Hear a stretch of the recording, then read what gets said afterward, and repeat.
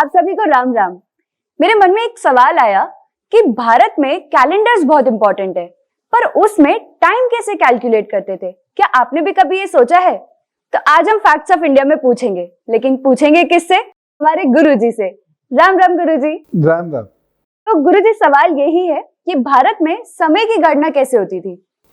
अद्भुत है भारतीय, और समय की इतनी खूबसूरत गणना की है और इतनी एक्यूरेट की है, और मैं उसमें से एक चीज आपको सिखाता हूं। सांस काउंट करो ऐसे करके, जो नॉर्मल तरीका होता है, आप सब लोग भी कीजिए। सांस को काउंट कीजिए, जो नॉर्मल तरीका है उसी से। 900 बार सांस लेने पर क्या हुआ? 1 घंटा पूरा हो गया। तो 900 बार सांस लेता है कोई मनुष्य 1 घंटे में। हाँ, यह मनुष्य स्वस्थ होना चाहिए। मैंने कुछ चीजें इसमें लिखी हैं। अब जैसे कैलकुलेशन तो कितनी, एक पल तक की कैलकुलेशन की हुई है इसी सांस से। एक पल 6 बार सांस चलेगी, एक पल 6 सांस लीजिए, बस। नॉर्मल, प्राणायाम नहीं करना है इसमें, नॉर्मल सांस। फिर 2.5 पल हमने कैलकुलेट कर लिया, उससे मुहूर्त कैलकुलेशन पर पहुंच गए। आज उसे आप कन्वर्ट कर सकते हैं मिनट्स में भी।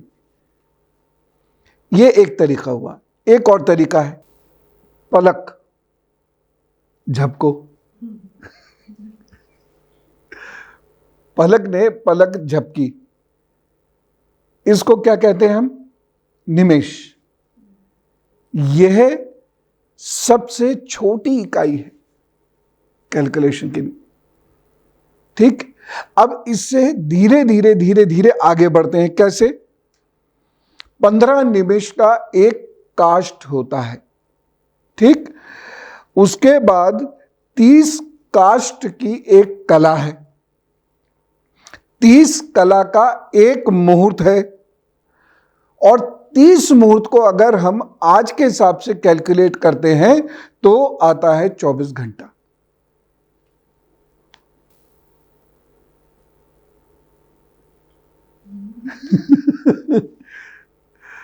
कितना आसान है।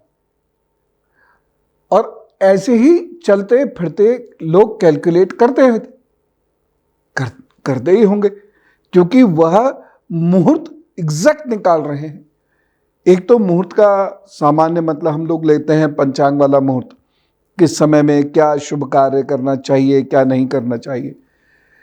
दूसरा जो मुहूर्त का अर्थ है वो ये है, ठीक। अब यहां से भी धीरे धीरे धीरे धीरे कैलकुलेट करके वह हजारों साल तक कैलकुलेट कर लेते हैं, चतुर्युगी व्यवस्था को कैलकुलेट कर लेते हैं। ये चतुर्युगी व्यवस्था क्या है गुरुजी? यानी 4 युगों की कैलकुलेशन। 4 युग है ना, सतयुग, फिर त्रेता, फिर द्वापर, फिर कलयुग। इन 4 युगों की कैलकुलेशन होती है। वो कैसे हुई? देखिए, 24 घंटे तक हो गई। अब 1 महीना, यानी पितरों का 1 दिन। ये पितृ कैलकुलेशन के पॉइंट ऑफ व्यू से मैं आपको बता रहा हूं। पितरों का 1 दिन, 24 आवर्स, यानी दिन रात।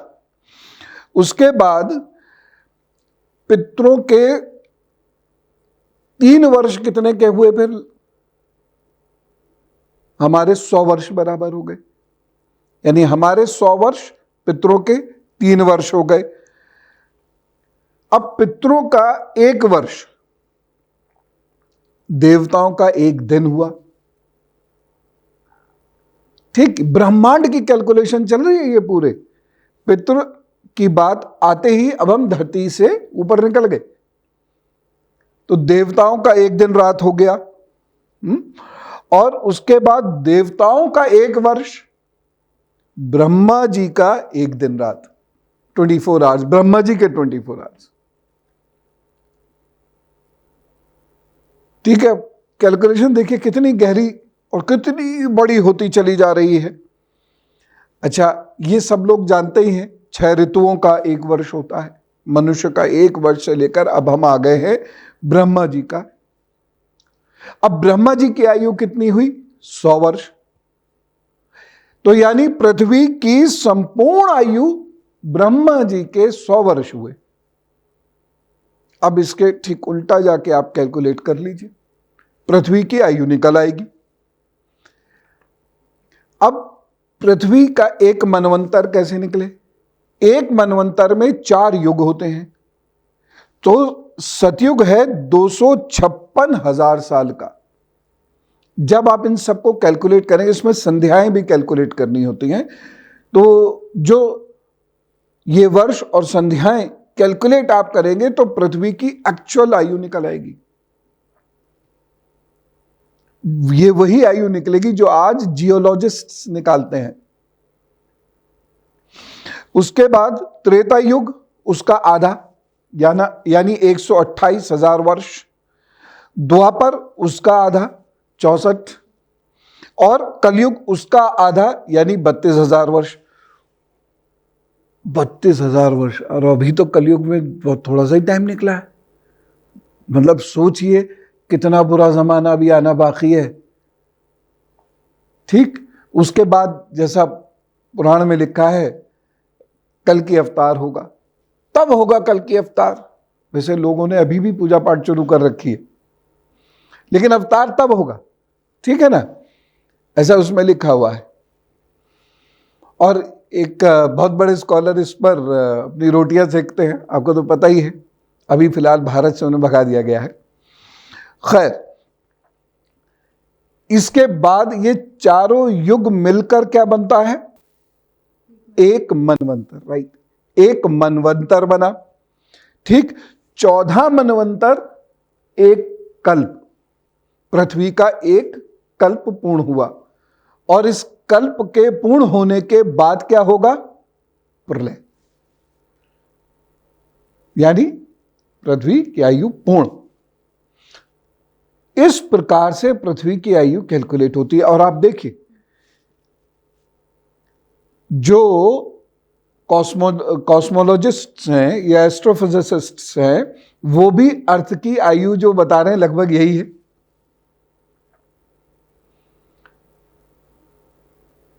जो हर मनवंतर का एक नायक है, एक राजा है, और उसका नाम क्या हुआ? मनु। तो मत मतांतर से 14 मनु। 7वें में हमें आधी आयु, ब्रह्मा जी की आधी आयु हो गई। तो जितनी यात्रा पृथ्वी ने अब तक कर ली है, इतनी ही यात्रा और बची है। उसके बाद इंश्योरेंस भी काम नहीं आएगा। इस प्रकार से इतनी बारीक कैलकुलेशंस हम करते आए हैं। और ये मैं उस समय की बात बता रहा हूं जब काल गणना एडवांस नहीं है। जब एडवांस हुई है, प्राचीन भारत में काल गणना जब एडवांस हुई है, तो 3600 के लगभग हिस्से तक हमने कैलकुलेट कर लिया 1 सेकंड के। यह है भारत। मुझे तो बिंदु से ब्रह्मांड की यात्रा इसी एग्जाम्पल से समझ आ रही है। बिल्कुल। और इसीलिए बहुत सारी जो कथाएं हैं, चूंकि हम उसकी वैज्ञानिकता को नहीं समझते हैं, इसलिए उन कथाओं को समझ नहीं पाते हैं। जैसे लोग कहते हैं टाइम ट्रेवल। मान लो आज मैं टाइम ट्रेवल कर लूं, टाइम मशीन में बैठा और गायब हो गया, लेकिन मैं एक्चुअली कहां हूंगा?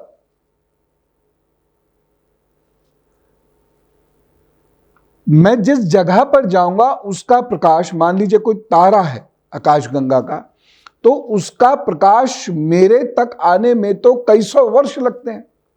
तो यानी मैं टाइम ट्रेवल करूंगा तो उस काल में हूंगा। बहुत सारी ऐसी कथाएं हैं, लेकिन चूंकि हम उसका पूरा विज्ञान नहीं समझ रहे हैं, इसलिए उन्हें समझने में चूक हो जाती है और उसका मजाक उड़ाने लगते हैं। गुरुजी, एक सवाल है कि अगर 32,000 वर्ष का कलयुग है, तो जो राम जी हैं और वो कृष्ण जी हैं, वो कौन से सतयुग और द्वापर युग में आए हैं? राम जी त्रेता में आए हैं, उसके बाद द्वापर में श्री कृष्ण आए हैं।